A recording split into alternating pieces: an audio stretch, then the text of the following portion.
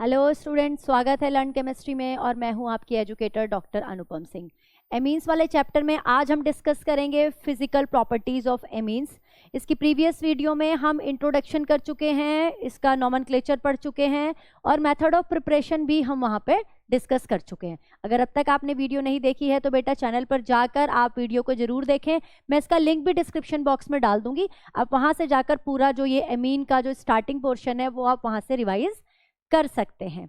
ठीक है, आज हम बात करेंगे फिजिकल प्रॉपर्टीज की और फिजिकल प्रॉपर्टीज में बहुत इंपॉर्टेंट प्रॉपर्टी की, that is basicity of amine, है ना। हमने एसिडिटी की भी बात करी थी जब हमने अल्कोहल डिस्कस किया, फिनॉल डिस्कस किया, कार्बोक्सिलिक एसिड डिस्कस किया, है ना। उनका लिंक भी मैं डिस्क्रिप्शन बॉक्स में डालूंगी और आज हम बात करेंगे बेसिसिटी की। उससे पहले हम फिजिकल प्रॉपर्टीज में बात करते हैं फिजिकल स्टेट की। जो एमीन्स होते हैं उनकी फिजिकल स्टेट क्या होती है। देखिए, जो एल्काइल एमीन्स होते हैं, जो एल्काइल एमीन्स होते हैं वो क्या होते हैं, उसके जो लोअर मेंबर होते हैं, ये आपको पता है, जो उसके छोटे मेंबर होते हैं, है ना, जिसमें 3-4 कार्बन होते हैं, लोअर मेंबर इसके बेटा गैसियस स्टेट में होते हैं, लेकिन जो हायर मेंबर होते हैं वो लिक्विड फॉर्म में होते हैं। ये एलिफेटिक के केस में होता है। ऐसा याद करने वाली चीज नहीं है, आपको याद रह जाएगा क्योंकि आपको पता है कि चार तक के कार्बन नंबर 4 तक हम एल्केन से पढ़ते आ रहे हैं। गैस होते हैं, देन लिक्विड होते हैं और जैसे जैसे मोलर मास बढ़ता जाता है वो सॉलिड होते जाते हैं, ऑर्गेनिक कंपाउंड्स। और इसी तरह से जो एरोमेटिक के जो लोअर मेंबर होते हैं बेटा वो लिक्विड स्टेट में होते हैं, ये लिक्विड लिखा है मैंने, और जो हायर मेंबर होते हैं वो मोलर मास बढ़ने की वजह से क्या हो जाते हैं, सॉलिड हो जाते हैं। ये हम देखते हैं एरोमेटिक के केस में। एरोमेटिक जो हमारे पास एमीन है वो गैसियस स्टेट में प्रेजेंट नहीं है। ठीक है, ये हमने छोटी सी फिजिकल स्टेट की बात करी। अब हम बात करेंगे इंपॉर्टेंट चीज, सेकंड जो हमारा प्रॉपर्टी है, बॉइलिंग पॉइंट की बात करेंगे। बॉइलिंग पॉइंट तो आप जानते हैं क्या होता है ना, वो टेम्परेचर जिस पर किसी भी लिक्विड का जो वेपर प्रेशर है वो एटमॉस्फेरिक प्रेशर के बराबर हो जाए, उसको हम बॉइलिंग पॉइंट कहते हैं। तो यहाँ जब हम बॉइलिंग पॉइंट की बात कर रहे हैं तो हम एमीन्स की बात करते हैं। देखो, एमीन्स आपको मैंने जब प्रीवियस वीडियो में स्टार्ट कराया था वहाँ पे बता दिया था कि amines primary, secondary, tertiary 3 type के होते हैं। मैं यहाँ पर भी आपको एक बार स्ट्रक्चर बना के दिखाती हूँ। देखो, ये हमारे पास क्या है, प्राइमरी एमीन है, RNH2 की स्ट्रक्चर मैंने बनाई है। ठीक है, अब मैं एक बनाने जा रही हूँ सेकेंडरी अमीन। ये मैंने बनाया एक सेकेंडरी अमीन, राइट, R2NH। और फिर मैंने बनाया एक टर्शरी अमीन जिसमें 3 एल्काइल ग्रुप जुड़े होते हैं। ये तीनों एल्काइल ग्रुप सेम भी हो सकते हैं, डिफरेंट भी हो सकते हैं। सेम है तो सिंपल अमीन है और अगर डिफरेंट है तो मिक्स्ड अमीन कहलाता है ये। तो ये मैंने प्राइमरी, ये 1 डिग्री अमीन, ये सेकेंडरी 2 डिग्री अमीन और ये 3 डिग्री मैंने अमीन बना दिया। अब बॉइलिंग पॉइंट जब भी हम पढ़ते हैं बेटा, ये आप स्टार कर लो, ये एक ट्रिक है, स्टार कर लो। देखो, किसी भी कंपाउंड में, जब हम ऑर्गेनिक कंपाउंड की बात कर रहे हैं तो किसी भी कंपाउंड के अंदर यहाँ पर ऑर्गेनिक कंपाउंड में कोवेलेंट बॉन्ड तो प्रेजेंट ही है। इसके अलावा जो और कोई बॉन्डिंग है ना, एक्स्ट्रा बॉन्डिंग प्रेजेंट होती है, जैसे कि हाइड्रोजन बॉन्डिंग, है ना, जैसे कि डाइपोल डाइपोल इंटरेक्शन, तो these are responsible for high boiling point, right. तो पहले हमें कंपाउंड को देखना होता है कि उसके अंदर कौन सी बॉन्डिंग है और फिर हम उसको कंपेयर करते हैं। तो देखो, जब हम बात कर रहे हैं एमीन्स की तो यहां आपको दिखाई दे रहा है कि 1 डिग्री एमीन के अंदर 2 हाइड्रोजन प्रेजेंट है। 1 डिग्री एमीन के पास 2 हाइड्रोजन प्रेजेंट है। 2 डिग्री एमीन के पास 1 हाइड्रोजन प्रेजेंट है और 3 डिग्री एमीन के पास कोई भी हाइड्रोजन प्रेजेंट नहीं है। इसको मैं 0 कर देती हूँ, है ना, 0 हाइड्रोजन प्रेजेंट है। तो हाइड्रोजन बॉन्ड के लिए हाइड्रोजन होना तो जरूरी है ना। जब आप यहाँ पर इसके एक्वस की बात कर रहे हो, एक्वस सॉल्यूशन की बात कर रहे हो, तो बेटा हाइड्रोजन के लिए जब ये हाइड्रोजन होगा तभी तो ये वाटर के साथ, है ना, वाटर के साथ हाइड्रोजन बॉन्डिंग बनाएगा ना उसकी ऑक्सीजन के साथ। तो यहाँ एक्सटेंसिव हाइड्रोजन बॉन्डिंग प्रेजेंट होगी, यहाँ पर उससे कम हाइड्रोजन बॉन्डिंग प्रेजेंट होगी और यहाँ बिल्कुल कम हाइड्रोजन, मतलब यहाँ तो हाइड्रोजन बॉन्डिंग है ही नहीं। तो जहां पर हाइड्रोजन बॉन्डिंग ज्यादा है वहां पर इंटरमोलिकुलर फोर्स ऑफ अट्रैक्शन वहां पर ज्यादा है, तो बॉइलिंग पॉइंट भी ज्यादा होगा। तो 1 डिग्री अमीन का बॉइलिंग पॉइंट सबसे ज्यादा होता है, देन 2 डिग्री और 3 डिग्री अमीन का लोवेस्ट बॉइलिंग पॉइंट होता है। इसका लोवेस्ट बॉइलिंग पॉइंट होगा due to the absence of hydrogen bonding. ठीक है, क्लियर हो गया, बॉइलिंग पॉइंट समझ में आ गया। अब बॉइलिंग पॉइंट अगर मैं कंपेयर करूं एमीन्स का एल्कोहल और एसिड में, कि मैम एल्कोहल और एसिड में भी हाइड्रोजन बॉन्डिंग है, अगर तीनों हमें दे रखे हैं, हमें अमीन भी दे रखा है, हमें अल्कोहल भी दे रखा है, हमें कार्बोक्सिलिक एसिड भी दे रखा है, इन तीनों का हमें कंपेयर करना है ना। अब इन तीनों का कंपेयर करना है, जो कंपेरेबल मॉलिक्यूलर मास, लगभग सेम मॉलिक्यूलर मास वाला हम क्या ले रहे हैं, एमीन ले रहे हैं, एक अल्कोहल ले रहे हैं, और एक यहां पर ले रहे हैं हम कार्बोक्सिलिक एसिड, कार्बोक्सिलिक एसिड।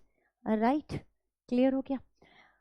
अब जब हमने यहाँ पर ये तीनों लिए और हमने सेम मॉलिक्यूलर मास वाला लिया, तो अब आपने कहा था मैम कि आपको जो बॉइलिंग पॉइंट है वो ये देखना होगा कि इसमें क्या एक्स्ट्रा बॉन्डिंग हो रही है, क्या हाइड्रोजन बॉन्डिंग है वहां पे, क्या वॉन डेर वाल फोर्स है वहां पे, क्या वहां पे डाइपोल डाइपोल इंटरेक्शन है। लेकिन यहाँ तो तीनों में ही हाइड्रोजन बॉन्डिंग है, तब आंसर कैसे करेंगे, यहाँ तो तीनों में ही हाइड्रोजन बॉन्डिंग है, भाई ये भी हाइड्रोजन बॉन्डिंग बना रहा है,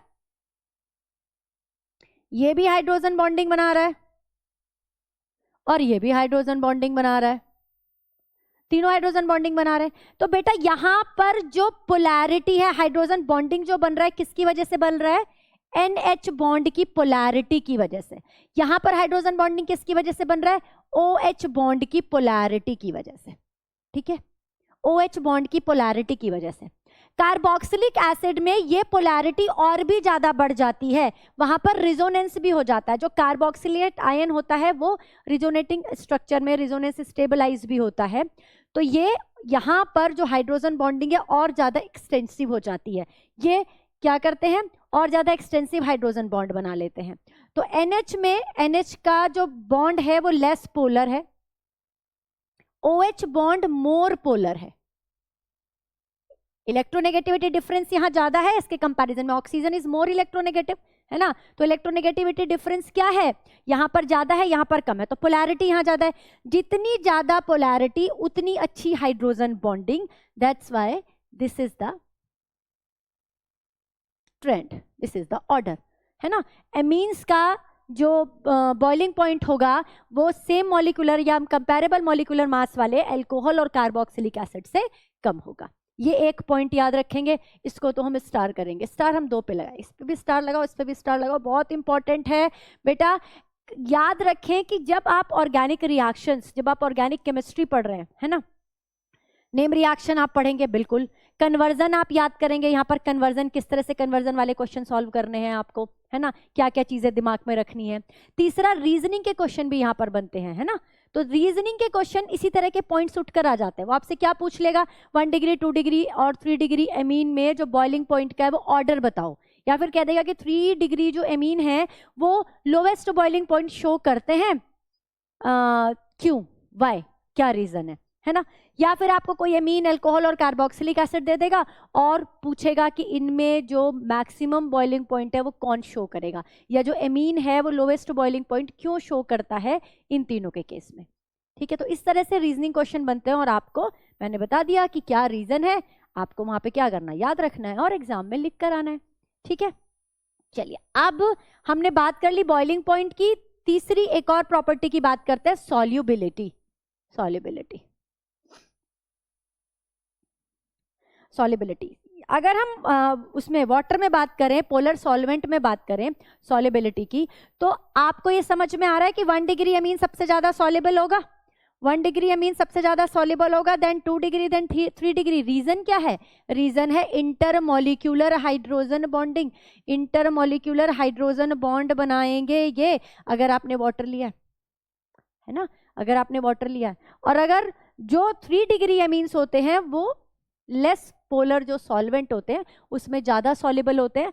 1 डिग्री अमीन किस में ज्यादा सॉल्युबल होते हैं, 1 डिग्री अमीन वाटर जैसे जो हाई पोलर सॉल्वेंट होते हैं उनमें सॉल्युबल होते हैं, क्योंकि वो आसानी से वहां पर इंटरमॉलिक्यूलर हाइड्रोजन बॉन्डिंग बना देते हैं या फिर कोई पोलर पोलर इंटरेक्शन कर लेते हैं, जिससे कि इनकी सॉल्युबिलिटी क्या हो जाती है, इंक्रीज हो जाती है। तो these are the physical properties. और अब हम बात करेंगे सबसे इंपॉर्टेंट फिजिकल प्रॉपर्टीज की, that is basicity of amine, है ना, बेसिक नेचर की बात करेंगे, बेसिक स्ट्रेंथ की बात करेंगे। पहले आप इसको कॉपी कीजिए। चलिए अब बात करते हैं सबसे इंपॉर्टेंट प्रॉपर्टी की, यानी कि बेसिक स्ट्रेंथ की या बेसिसिटी की एमीन की, और इसमें हमें ये पता है कि बेटा जो अमोनिया या जो एमीन होता है वो कैसा होता है, वो होता है आपका लिविस बेस। क्या होता है? Lewis base. लिविस बेस जानते हैं क्या होता है? लिविस बेस वो होते हैं जिनके पास एक्स्ट्रा इलेक्ट्रॉन पेयर होते हैं और वो उनको डोनेट कर देते हैं, है ना, या कहीं पर बॉन्डिंग में उनको यूज कर लेते हैं, तो इनको हम क्या कहते हैं? लिविस बेस कहते हैं। तो it act as a Lewis base due to presence of lone pair. One lone pair इसके पास प्रेजेंट होता है, ठीक है। अब आपने वाटर भी पढ़ा है। वाटर क्या होता है? HOH। इसके पास 2 लोन पेयर होते हैं, ये भी लिविस बेस की तरह काम कर सकता है और इसके पास तो 2 लोन पेयर हैं। तो जब हम वाटर के अंदर एमीन को डाल देते हैं, वाटर के अंदर डाल देते हैं, तो ये जो एमीन होता है ना, ये वाटर से भी अच्छा क्या होता है? बेस होता है। It is stronger base than water, क्योंकि ये वाटर से H पॉजिटिव लेकर यहां पर सॉल्ट बना देता है। ये देखिए OH नेगेटिव। समझ आ गई बात? तो ये क्या कर रहा है? वाटर से H पॉजिटिव ले रहा है और क्या बना रहा है? सॉल्ट बना रहा है। सॉल्ट बना दिया इसने यहां पे। अब क्योंकि इसने वाटर से H पॉजिटिव लिया है, इसने अपना बेसिक नेचर शो किया है, यहां पर बेसिक बेस की तरह बिहेव किया है, तो आप लिखेंगे amines are stronger base than water. ये स्टार करो इसको, इंपॉर्टेंट है, बहुत इंपॉर्टेंट है ना। क्लियर हो गया? ये बात समझ में गई? तो वाटर और एमीन के बीच में अगर बेसिसिटी को कंपेयर करना है, वाटर के पास ठीक है 2 लोन पेयर है, लेकिन तब भी वो क्या है? वीक बेस है as compare to RNH2H compare to amine. अच्छा, अगर मैं इसकी रिएक्शन लिखूं, इसका डिसोसिएशन का रिएक्शन लिखूं, या जो ये रिएक्शन हो रही है वाटर के अंदर जब हमने एमीन को डाला, इट इज एन इक्विलिब्रियम, या भी इक्विलिब्रियम स्टेट में आ जाएगा। ये कैसी रिएक्शन है? रिवर्सिबल रिएक्शन है। तो जब मैं इसके लिए लिखूं डिसोसिएशन हुआ है इसका RNH2 का, क्योंकि ये बेस है तो उसको मैं KB लिख सकती हूँ कांस्टेंट को, और हमने केमिकल इक्विलिब्रियम में जैसे पढ़ा था ना, concentration of product upon concentration of reactant. Water की कॉन्सेंट्रेशन यहाँ नहीं लिखें क्योंकि वो मैक्सिमम अमाउंट में प्रेजेंट है, ज्यादा अमाउंट में प्रेजेंट है, तो उसकी जो कॉन्सेंट्रेशन है उसको हम कांस्टेंट मान लेते हैं, 1 मान लेते हैं, ठीक है। तो वाटर है या जो आपका जो सॉल्वेंट होता है उसकी कॉन्सेंट्रेशन को क्या मान लेते हैं? 1 मान लेते हैं। तो हम उसको रिप्रेजेंट नहीं करते जब हम क्या लिखते हैं? इक्विलिब्रियम की इक्वेशन लिखते हैं। सॉरी, जब आप ये रिप्रेजेंटेशन करते हो, आपने KB लिखा। अब देखो KB किसके प्रोपोर्शनल है? OH नेगेटिव के प्रोपोर्शनल है ना। OH negative is a basicity के प्रोपोर्शनल है। तो आपको ये समझ में आ रहा है कि अगर KB इंक्रीज हो रहा है, यानी कि OH नेगेटिव इंक्रीज हो रहा है, इस मीन्स बेसिसिटी क्या हो रही है? बेसिसिटी या बेसिक स्ट्रेंथ क्या होगी? इंक्रीज होगी। अगर KB इंक्रीज होगा तो बेसिसिटी या बेसिक स्ट्रेंथ क्या होगी बेटा? इंक्रीज होगी, क्योंकि रिएक्शन फॉरवर्ड डायरेक्शन में जाएगी, उतना ज्यादा OH बन रहा है ना, उतना ज्यादा OH बन रहा है। OH कैसे बन रहा है? OH जब RNH2, जब एमीन बहुत ही तेजी से एक प्रोटॉन को एक्सेप्ट कर रहा है, तो जितनी जल्दी एक्सेप्ट करेगा उतनी जल्दी वाटर OH की फॉर्म में कन्वर्ट होगा, और जितनी जल्दी या जितना ज्यादा अमाउंट में OH निकलेगा उतना ही ज्यादा KB होगा और बेसिसिटी बढ़ जाएगी, बेसिसिटी ज्यादा होगी, ठीक है। ये हमने एक पहला इससे एक रिजल्ट निकाला कि KB इंक्रीज होगा तो बेसिसिटी इंक्रीज होगी। फिर आपने पढ़ा है कि PKB is equal to minus log KB होता है। मैंने आपको एसिड के केस में भी बताया था, ये P फॉर पोटेंज, पावर, है ना। आप इससे ऐसे याद कर लो, आपने वहां पे पढ़ा है ना, PH is equal to minus log H positive. ये जो P होता है ना, ये जो P जिसके भी आगे लग गया ना, माइनस लॉग लगाना है। PKB, KB के आगे P लग गया तो P को माइनस लॉग रख दिया, KB रख दिया। PKA हो जाएगा अगर, तो माइनस लॉग रख दोगे और फिर आगे क्या लगा दोगे? KA लगा दोगे। अब यहाँ पे आप क्या देख रहे हो? दूसरा हमारा क्या रिजल्ट निकला कि भाई PKB की वैल्यू अगर ज्यादा होगी तो KB की वैल्यू माइनस में, तो KB की वैल्यू क्या होगी? कम होगी। बेसिसिटी क्या हो जाएगी? डिक्रीज हो जाएगी। एक ये आपने रिजल्ट निकाला। एक आपने ये रिजल्ट निकाला, ठीक है। तो अगर पीकेबी या केबी दे रखा है क्वेश्चन के अंदर तो आप बेसिसिटी कंपेयर करा सकते हो, बेसिसिटी का ऑर्डर वहां पर बता सकते हो। अब स्टार लगाएंगे, अगला हम एक स्टेटमेंट लिखेंगे। देखो जो बेसिक स्ट्रेंथ है जनरली या डिपेंड किस चीज पर कर रही है, आपको किस चीज पर समझ में आ रहा है कि अभी हमने जो ये लिखा है पूरी रिएक्शन लिखी वाटर के साथ ही, चलो मान लो ये रिएक्शन लिखी, किस चीज पर डिपेंड कर रही है? इस चीज पर डिपेंड कर रही है कि वो कितनी आसानी से कितनी जल्दी से H पॉजिटिव आयन को ले पा रहा है ना। ये बात समझ में आ गई। तो बेसिक स्ट्रेंथ ऑफ एमीन किस चीज पर डिपेंड कर रही है? Formation of the cation, formation of the corresponding cation. तो basicity is proportional to the formation of cation. जितनी आसानी से कैटायन बन जाएगा, है ना, जितनी आसानी से हाइड्रोजन आयन को एक्सेप्ट करके बाय एक्सेप्टिंग H पॉजिटिव। कहां से एक्सेप्ट कर रहा है भाई? यहाँ पे वाटर से एक्सेप्ट कर रहा है, यहाँ पे ये एसिड की तरह काम कर रहा है, बेस की तरह, तो किसी एसिड से ये अट्रैक्ट कर रहा होगा ना, bye accepting H ion from acid, ठीक है। तो बेसिसिटी किस चीज पर डिपेंड कर रही है? It depends on the formation of cation bye accepting H positive ion. और जितना ज्यादा ये कैटायन स्टेबल होगा, स्टेबिलिटी ऑफ कैटायन जितनी ज्यादा होगी, स्टेबिलिटी उतनी ही ज्यादा बेसिसिटी होगी, उतनी ही ज्यादा बेसिसिटी होगी। ये बात क्लियर हो रही है? समझ आ रही है ये बात? ठीक है। अब हम और भी सारे फैक्टर को कंसीडर करते हैं। हमने ये सारी चीजें यहाँ पर पढ़ ली कि भाई केबी से कैसे डिसाइड कर सकते हैं बेसिक स्ट्रेंथ को, पीकेबी से कैसे डिसाइड कर सकते हैं, और बेसिसिटी एक्चुअली डिपेंड किस पर कर रही है, और स्टेबिलिटी ऑफ कैटायन के भी प्रोपोर्शनल होती है बेसिसिटी, ठीक है। अब अगर पहला हमारा क्वेश्चन आता है या एग्जाम्पल है हमारे पास कि RNH2 और अमोनिया में से, RNH2 और अमोनिया में से कौन सा ज्यादा बेसिक होगा, कौन सा ज्यादा बेसिक होगा, ठीक है। तो देखो RNH2 में भी नाइट्रोजन के पास लोन पेयर है और अमोनिया में भी नाइट्रोजन के पास क्या है? लोन पेयर है। तो लोन पेयर प्रेजेंट है तो ये लिविस बेस की तरह काम करेगा, लिविस बेस की तरह काम करेगा तो H आयन को एक्सेप्ट करके दोनों के दोनों क्या बना लेंगे?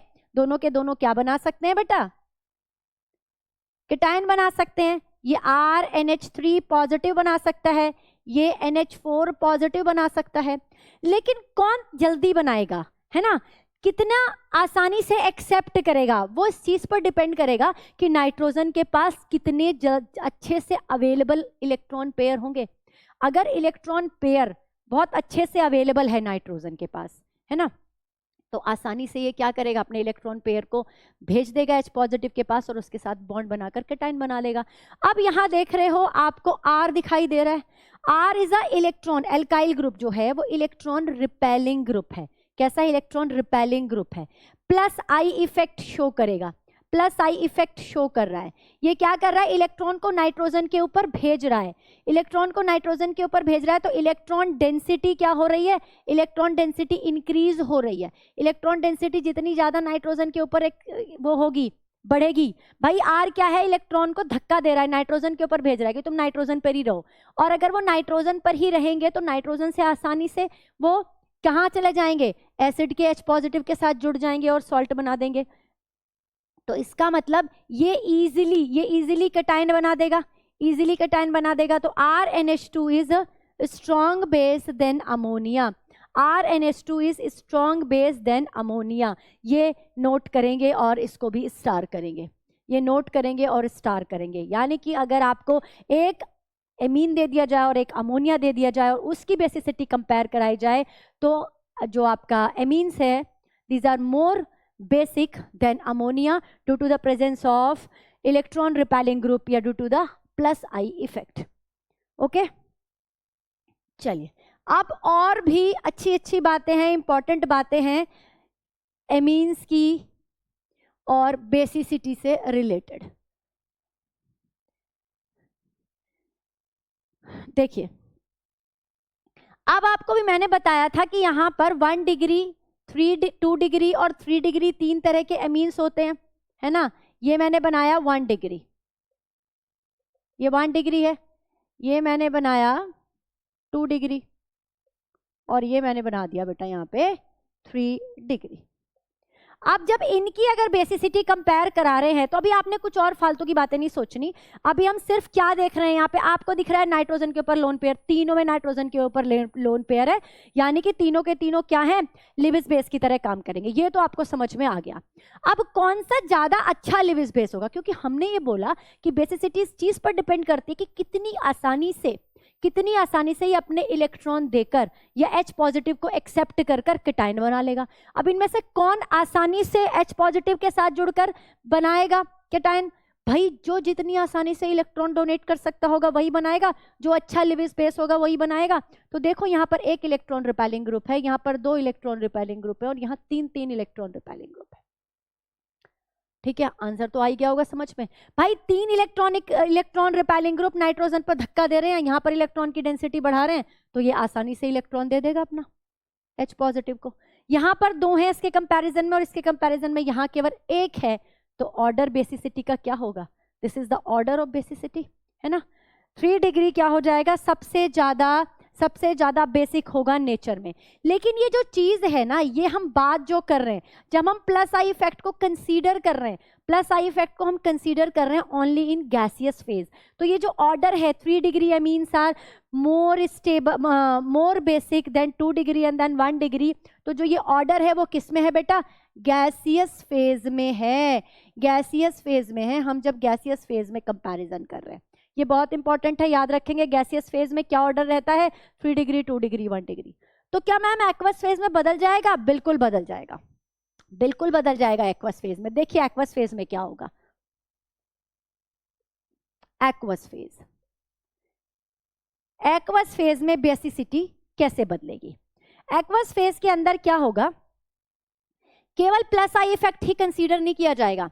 एक्वस फेज में बात कर रहे हैं, जब मैंने एक्वस बोला इसका मतलब आपने क्या किया, अमीन को पानी में घोल दिया, अमीन को पानी में घोल दिया, यानी कि वहां पर अमीन भी है और वहां पे वाटर भी है, तो वाटर के भी तो कुछ इफेक्ट पड़ेगा बेटा, वाटर से भी तो उसका कुछ रिलेशन है ना, तो वो सारे फैक्टर भी यहाँ पर अप्लाई होंगे। तो in case of gaseous phase केवल और केवल प्लस आई इफेक्ट को कंसीडर किया जाता है। याद रखेंगे कि गैसियस फेज के अंदर केवल प्लस आई इफेक्ट को कंसीडर किया जाता है, लेकिन एक्वस फेज के अंदर हम प्लस आई इफेक्ट को कंसीडर करते हैं। सेकंड, हम यहां पर हाइड्रेशन इफेक्ट को कंसीडर करते हैं और तीसरा यहां पर हम स्टेरिक फैक्टर को भी कंसीडर करते हैं। स्टेरिक फैक्टर समझते हैं कि क्राउडी हो जाएगा भाई, जब वहां पर क्या हो जाएगा, वो एल्काइल ग्रुप 3 जुड़े हुए होंगे, बड़े एल्काइल ग्रुप जुड़े होंगे, तो क्राउडी हो जाएगा, है ना। तो स्टेरिक फैक्टर भी रिस्पॉन्सिबल है, प्रोटॉन आकर एक्ट नहीं कर पाएगा आसानी से, उसे हम स्टेरिक इफेक्ट कहेंगे। हाइड्रेशन इफेक्ट क्या है कि वाटर के साथ हाइड्रोजन बॉन्डिंग बना ले, उसको हम क्या कहेंगे, हाइड्रेशन इफेक्ट कहेंगे। और प्लस आई इफेक्ट तो आप समझ ही गए कि अगर इलेक्ट्रॉन रिपेलिंग ग्रुप जुड़ा हुआ है, प्लस आई ग्रुप जुड़ा हुआ है, तो वो नाइट्रोजन पर इलेक्ट्रॉन की डेंसिटी को बढ़ा देता है। तो अगर प्लस आई इफेक्ट की मैं बात करूं तो प्लस आई इफेक्ट के अकॉर्डिंग ऑर्डर क्या होना चाहिए, 3 degree, 2 degree, then 1 degree.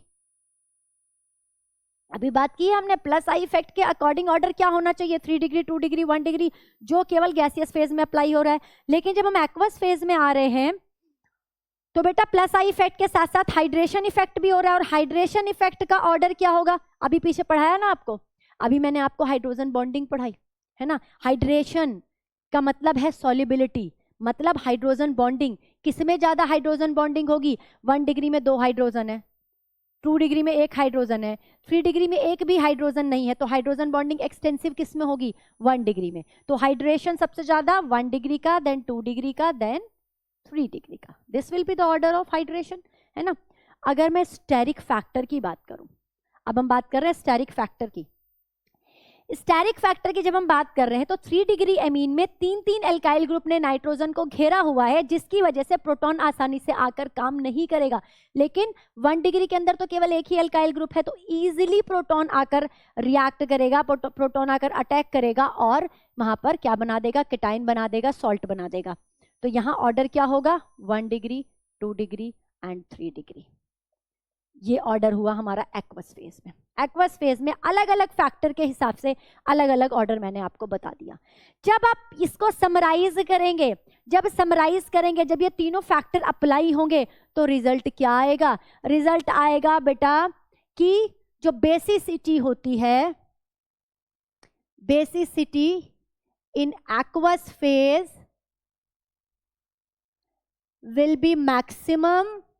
will be maximum in 2 degree amine. Answer आया 2 डिग्री। भाई ना तो 3 डिग्री जीता ना 1 डिग्री जीता, 2 डिग्री आगे निकल गया। तो 2 डिग्री जो एमीन्स होंगे वो बेसिक, सबसे ज्यादा बेसिक होंगे इन एक्वस फेज।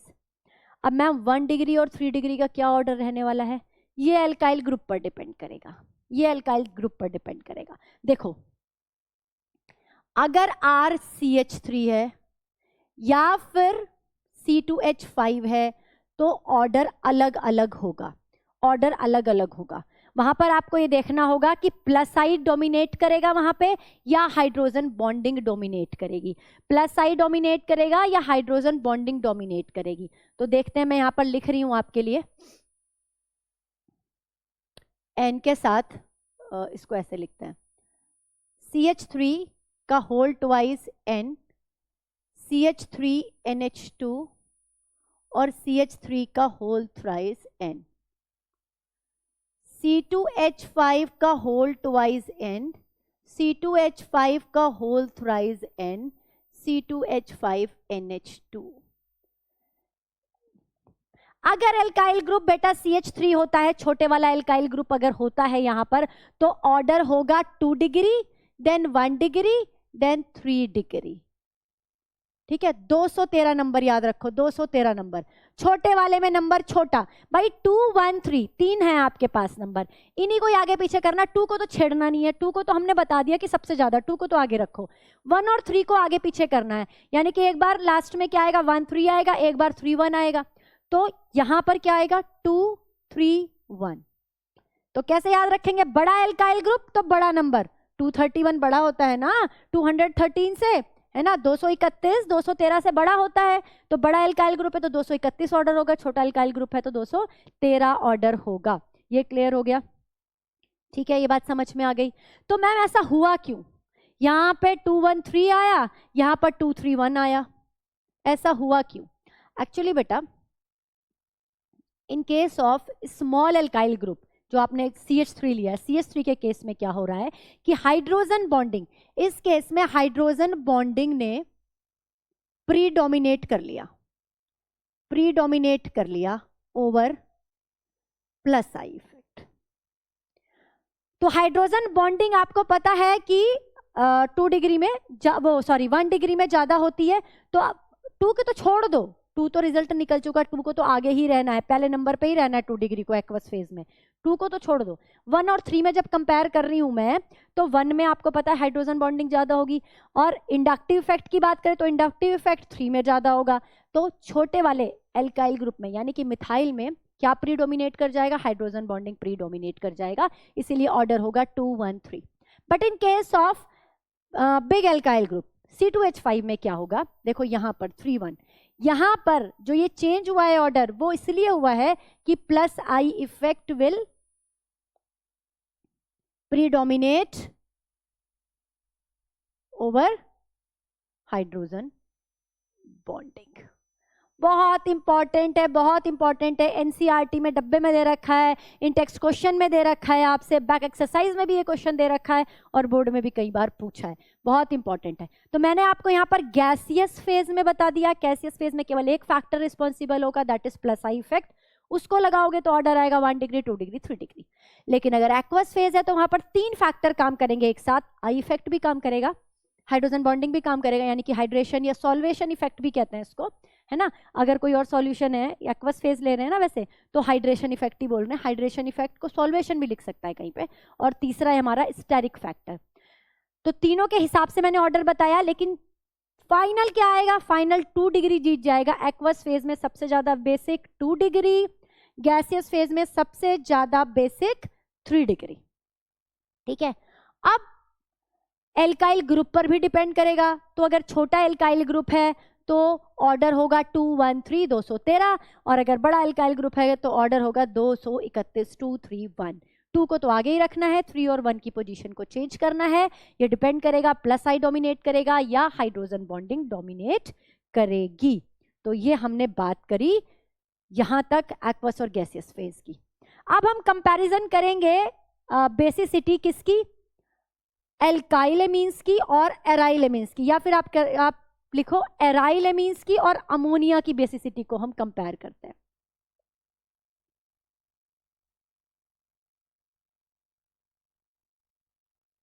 ठीक है, एक एराइल एमीन बनाती हूं आपके लिए, दैट इज एनिलीन।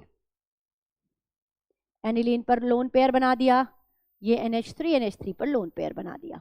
ठीक है, आपको ये पता है कि जो आपका एनिलीन है, एनिलीन जो है वो क्या करता है, वो इलेक्ट्रॉन को रिंग की तरफ भेज देता है।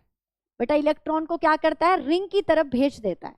जब ये इलेक्ट्रॉन को रिंग की तरफ भेजेगा तो जो इसके ये इलेक्ट्रॉन है, देखिए कैसे होगा, इसने इलेक्ट्रॉन को यहां भेजा, ये यहां शिफ्ट हुए, तो रिजोनेटिंग स्ट्रक्चर बन गई है।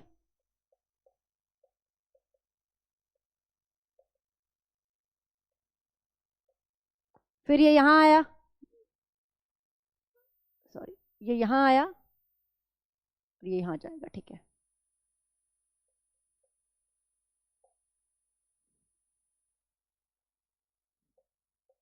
अगले स्ट्रक्चर में क्या होगा, ये यहीं पे है, ये इलेक्ट्रॉन यहां शिफ्ट हो गए, ये यहां पर नेगेटिव चार्ज आ गया, NH2 पॉजिटिव। देन फिर फर्दर ये यहां आ जाएगा और ये वापस इधर चला गया।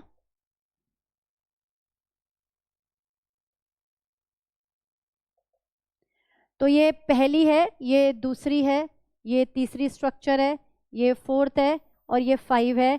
तो 5 RS बनती है यहाँ पर, 5 रिजोनेटिंग स्ट्रक्चर बनती है, और जो इलेक्ट्रॉन पेयर है नाइट्रोजन का वो क्या हो जाता है, डीलोकलाइज हो जाता है रिंग के साथ, डीलोकलाइजेशन होता है। तो यहाँ पर पहली चीज लिखें, delocalisation, delocalisation of lone pair in aniline.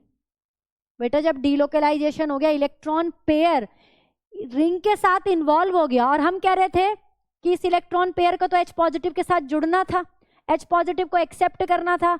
अब इसके पास दो काम है, या तो ये H पॉजिटिव को एक्सेप्ट कर ले या रिंग में चला जाए, पर ये तो रिंग में जाना चाहता है क्योंकि रिजोनेंस फैक्टर है यहाँ पे, और रिजोनेंस का स्टेबलाइजेशन सबसे ज्यादा होता है। तो भैया ये रिजोनेंस में जाना प्रेफर करेगा, डीलोकलाइज होना प्रेफर करेगा। तो जब इलेक्ट्रॉन डीलोकलाइज हो गए तो अब ये अवेलेबल नहीं है नाइट्रोजन के पास H पॉजिटिव के साथ जुड़ने के लिए, है ना, अवेलेबिलिटी डिक्रीज हो गई। तो delocalisation of lone pair in aniline decreases the basic strength, decreases the basic strength.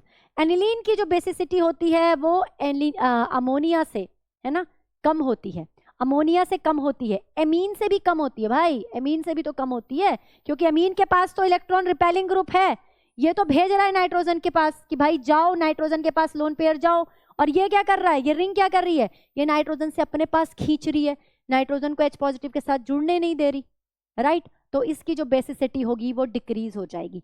पहला रीजन हुआ डीलोकलाइजेशन ऑफ लोन पेयर। दूसरा रीजन देखते हैं, दूसरा रीजन है lowest stability of anilinium cation. देखिए ये क्या होता है, मैंने जब बेसिसिटी आपको यहाँ पर पढ़ाना स्टार्ट करा था तो मैंने आपको एक चीज बताई थी कि बेटा जो बेसिसिटी होती है वो इस चीज पर डिपेंड करती है, बेसिसिटी जो होती है वो इस चीज पर डिपेंड करती है कि कितनी आसानी से कैटायन बना ले, कितनी आसानी से कैटायन बना ले, और जो ये कैटायन बने वो कितना स्टेबल हो। तो कैटायन की स्टेबिलिटी जितनी ज्यादा होती है बेसिसिटी उतनी ही ज्यादा होती है। अब इस केस में आप क्या देख रहे हो कि एक आपके पास एनिलीन है ना, जिसके 5 RS हैं, 5 रिजोनेटिंग स्ट्रक्चर है, मैंने आपको बनाकर भी दिखा दी। दूसरा आपके पास अगर ये एनिलीन एक H पॉजिटिव को एक्सेप्ट कर ले तो क्या बना देगा, एनिलीनियम कैटायन बना देगा, जिसकी दूसरी रिजोनेटिंग स्ट्रक्चर ये होगी। तो इसकी 2 RS होती हैं, ठीक है। जितनी ज्यादा रिजोनेटिंग स्ट्रक्चर उतनी ज्यादा स्टेबिलिटी, जितनी ज्यादा रिजोनेटिंग स्ट्रक्चर उतनी ही ज्यादा स्टेबिलिटी। तो भाई एनिलीन तो ज्यादा स्टेबल है एनिलीनियम के कंपैरिजन में, तो वो एनिलीनियम क्यों बनाएगा, वो तो एनिलीन ही रहेगा ना। बात समझ में आ रही है? तो भाई जितना ज्यादा स्टेबल कैटायन होगा उतनी ज्यादा बेसिसिटी होगी। यहाँ तो कैटायन क्या हुआ, स्टेबल नहीं हुआ ना। Lowest stability of anilinium cation, bracket में लिख लो 2 RS होती है इसकी, देन एनिलीन। तो ये भी एक फैक्टर होता है जो क्या होता है, जो रिस्पॉन्सिबल होता है lower basicity of aniline than ammonia, lower basicity of aniline than ammonia. ये हमने दूसरे फैक्टर की बात करी, ठीक है। तो ये 2 फैक्टर रिस्पॉन्सिबल हैं एनिलीन की लोअर बेसिसिटी के लिए। अब और फैक्टर्स देखते हैं, और चीजें देखते हैं। यहाँ पे बहुत क्वेश्चंस आते हैं बेटा, यहाँ से बहुत इंपॉर्टेंट है। बेसिक कैरेक्टर भी इंपॉर्टेंट है ना, और इसी तरह एसिडिक कैरेक्टर भी इंपॉर्टेंट है। एसिडिक कैरेक्टर भी मैंने बहुत डिटेल में आपको फिनॉल के केस में और कार्बोक्सिलिक एसिड के केस में कराया, और इसी तरह से हम बेसिक स्ट्रेंथ को भी बहुत डिटेल में पढ़ेंगे, क्योंकि बेसिसिटी और एसिडिटी पर से क्वेश्चन ना आए ऐसा तो पॉसिबल ही नहीं होता किसी भी एग्जाम में। अगर आप केमिस्ट्री का एग्जाम देने जा रहे हो तो, चाहे वो नीट है, चाहे वो जेई है, चाहे आपका बोर्ड का एग्जाम है या CUET है ना, सभी में ये क्वेश्चंस आते हैं। तो भाई जो सब्स्टिट्यूएंट होते हैं, है ना, जो सब्स्टिट्यूएंट होते हैं वो भी बेसिसिटी को अफेक्ट करते हैं। तो हम पहले बात करेंगे इफेक्ट ऑफ सब्स्टिट्यूएंट की। सब्स्टिट्यूएंट यानी कि जो जुड़ते हैं, जो जुड़ जाते हैं किसी भी एमीन्स के, नाइट्रोजन के साथ जो जुड़ेंगे यहाँ पे, है ना, या एनिलीन में रिंग के साथ जो जुड़ेंगे, सब्स्टिट्यूएंट ग्रुप जो जुड़े होते हैं। देखो जब मैंने आपको वो पढ़ाया, एमीन पढ़ाया, तो मैंने बताया RNH2 हाँ बताया, तो R मैंने बताया प्लस आई इफेक्ट शो करता है ना। तो वो क्या कर रहा था, इंक्रीज कर रहा था बेसिसिटी को, क्योंकि जो R है, जो एल्काइल ग्रुप है, वो क्या है, इलेक्ट्रॉन रिलीजिंग ग्रुप है। तो जो इलेक्ट्रॉन रिलीजिंग ग्रुप होते हैं, इलेक्ट्रॉन रिलीजिंग ग्रुप जो इलेक्ट्रॉन को रिलीज कर रहे होते हैं, तो वो क्या करते हैं एक्चुअल में, they increase the density of electron over nitrogen atom. और नाइट्रोजन एटम पर जितनी ज्यादा डेंसिटी बढ़ती जाएगी उतना ही ज्यादा वो प्रोनाउंस हो जाएगा, प्रोन हो जाएगा इलेक्ट्रॉन को डोनेट करने के लिए, एंड इंक्रीज बेसिसिटी, ठीक है। एमीन की क्या होगी, बेसिसिटी क्या हो जाएगी, इंक्रीज हो जाएगी। जैसे कि OCH3 ग्रुप है, एल्काइल ग्रुप है, these are electron repelling group, है ना। इलेक्ट्रॉन रिपेलिंग ग्रुप क्या कर रहे हैं बेटा, इंक्रीज कर रहे हैं बेसिसिटी को। अब मैं बात करूं अगर इलेक्ट्रॉन विड्रॉइंग ग्रुप की, electron withdrawing group, electron withdraw कर रहे हैं, इलेक्ट्रॉन अपनी तरफ खींच रहे हैं, अपनी तरफ जब ये इलेक्ट्रॉन को खींचेंगे तो ये डिक्रीज कर देंगे डेंसिटी, डेंसिटी ऑफ इलेक्ट्रॉन क्या हो जाएगी over nitrogen, on nitrogen atom क्या हो जाएगी बेटा, डिक्रीज हो जाएगी। जब डेंसिटी डिक्रीज हो गई तो बेसिसिटी भी क्या हो जाएगी बच्चे, डिक्रीज हो जाएगी, बेसिसिटी भी डिक्रीज हो जाएगी। चलो एक एग्जांपल की हेल्प से समझते हैं। देखो ये हमें पहले ग्रुप लिख लो इसके, NO2 अगर प्रेजेंट है भाई, CN प्रेजेंट है, कोई हेलोजन प्रेजेंट है, COOH प्रेजेंट है, SO3H प्रेजेंट है, these are electron withdrawing group, these are electron withdrawing group. Okay चलिए क्वेश्चन करते हैं।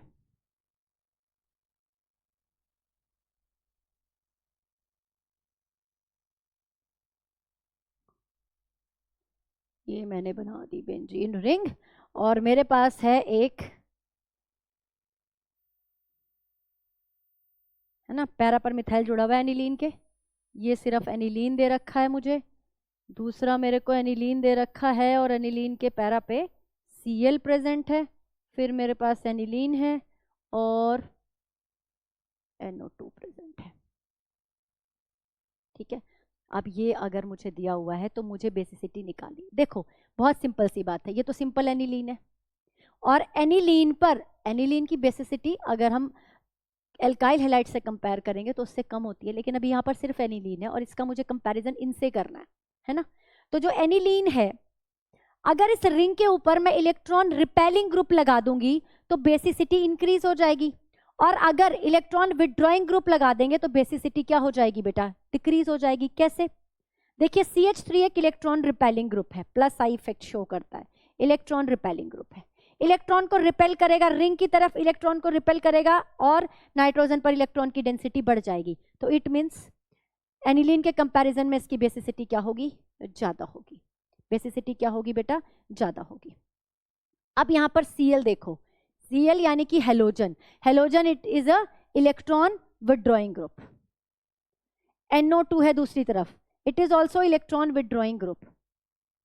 ठीक है, इलेक्ट्रॉन विथड्रॉइंग ग्रुप क्या करेंगे, अपनी तरफ इलेक्ट्रॉन को खींचेंगे, इलेक्ट्रॉन को अपनी तरफ खींचेंगे, इस रिंग पर भी स्ट्रेन पड़ेगा, इलेक्ट्रॉन NO2 की तरफ चलेंगे, नाइट्रोजन से भी इलेक्ट्रॉन फटाफट NO2 की तरफ यानी कि इस रिंग की तरफ चलने की कोशिश करेंगे, लेस अवेलेबल होंगे तो बेसिसिटी डिक्रीज हो जाएगी।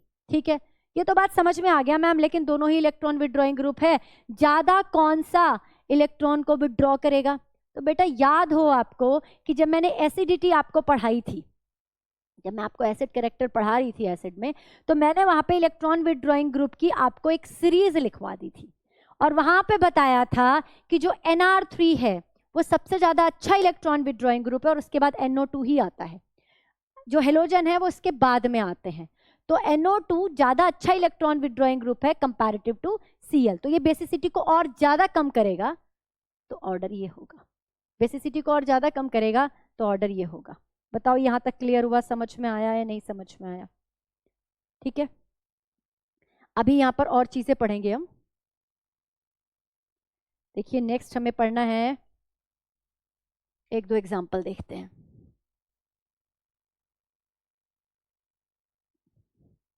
बेसिक स्ट्रेंथ के अंदर ही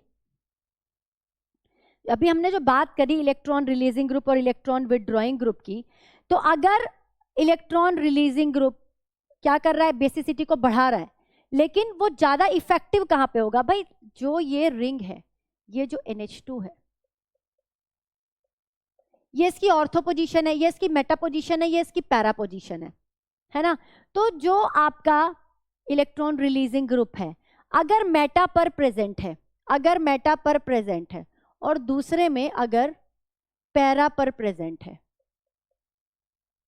तो कौन सा ज्यादा बेसिक होगा, पैरा वाला ज्यादा बेसिक होगा। क्यों होगा मैम ज्यादा, क्योंकि बेटा जब मैंने आपको इलेक्ट्रॉन की, जब मैंने आपको रिजोनेटिंग स्ट्रक्चर बनाकर दिखाई थी, तो आपने देखा था कि ऑर्थो एंड पैरा पर इलेक्ट्रॉन की डेंसिटी क्या होती है, इंक्रीज हो जाती है। अब ये पैरा पर लगाए हैं, पैरा पर लगाया है तो ये और ज्यादा इंक्रीज करेगा इलेक्ट्रॉन की डेंसिटी को, इलेक्ट्रॉन की डेंसिटी को नाइट्रोजन के ऊपर और ज्यादा फेंकेगा। तो जो पैरा होता है वो ज्यादा क्या होता है बेटा, बेसिक होता है नेचर में। ओके, पैरा वाला ज्यादा बेसिक होगा नेचर में। इसी तरह अगर मैं कोई इलेक्ट्रॉन विथड्रॉइंग ग्रुप लगा दूं, जैसे मैंने NH2 लगाया, NO2 को मैंने और इस पे लगाया मेटा पर, और मैंने NO2 को लगाया पैरा पर। इस केस में क्या होगा, इस केस में जो पैरा वाला है, क्योंकि पैरा पर ज्यादा इफेक्ट होता है और ये क्या कर रहा है, इलेक्ट्रॉन की डेंसिटी को घटा रहा है, तो पैरा का इफेक्ट ज्यादा है कंपैरेटिव टू मेटा। मेटा पर तो इलेक्ट्रॉन आ ही नहीं रहे ना जब आप रेजोनेंस बना रहे हो, मेटा पर तो इलेक्ट्रॉन है ही नहीं, तो ऑर्थो पे या पैरा पे। तो बेटा ऑर्थो या पैरा पर लगाओगे तभी तो इफेक्ट आएगा, तो पैरा पर आएगा अगर इफेक्ट तो it will be less basic in nature, ये और ज्यादा घटा देगा बेसिसिटी को। क्लियर हो गया, समझ आ गया। अब एक और फैक्टर देखते हैं, सब्स्टिट्यूएंट के इफेक्ट देख रहे हैं अभी हम, कि अगर ये तो हमने ऑर्थोपैरा की बात करी, इसको थर्ड पॉइंट बना देते हैं। फोर्थ पॉइंट है number of substituent. Number of substituent भी अफेक्ट करेंगे, नंबर ऑफ सब्स्टिट्यूएंट भी अफेक्ट करेंगे। जैसे जैसे नंबर बढ़ेगा, ये देखो, जैसे जैसे नंबर बढ़ेगा सब्स्टिट्यूएंट का, अगर इलेक्ट्रॉन रिलीजिंग है तो बेसिसिटी बढ़ जाएगी, इलेक्ट्रॉन विथड्रॉइंग बढ़ेगा तो बेसिसिटी क्या हो जाएगी बेटा, डिक्रीज हो जाएगी। देखिए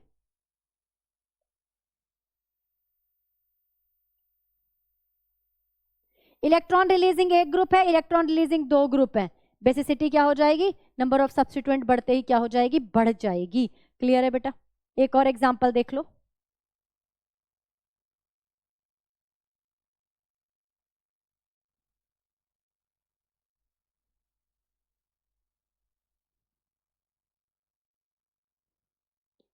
C6H5 is a electron withdrawing group.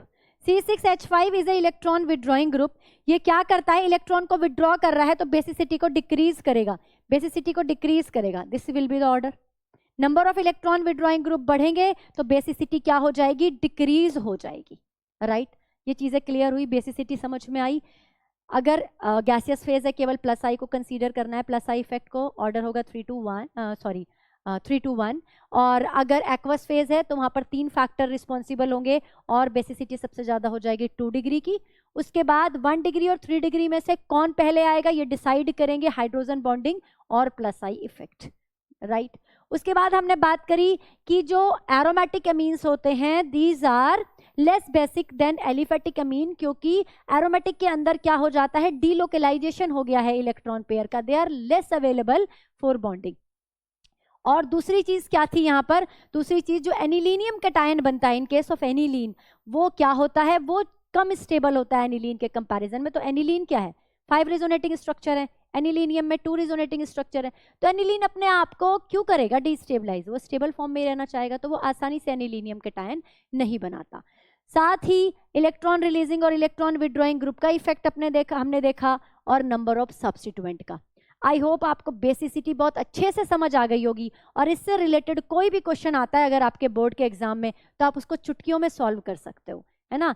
सारे पॉइंट टू पॉइंट चीजें मैंने आपको समझाई हैं, सब आपको रिवाइज करनी है, राइट। तो ऐसे ही पढ़ते रहिए बेटा और बढ़ते रहिए। Thank you so much.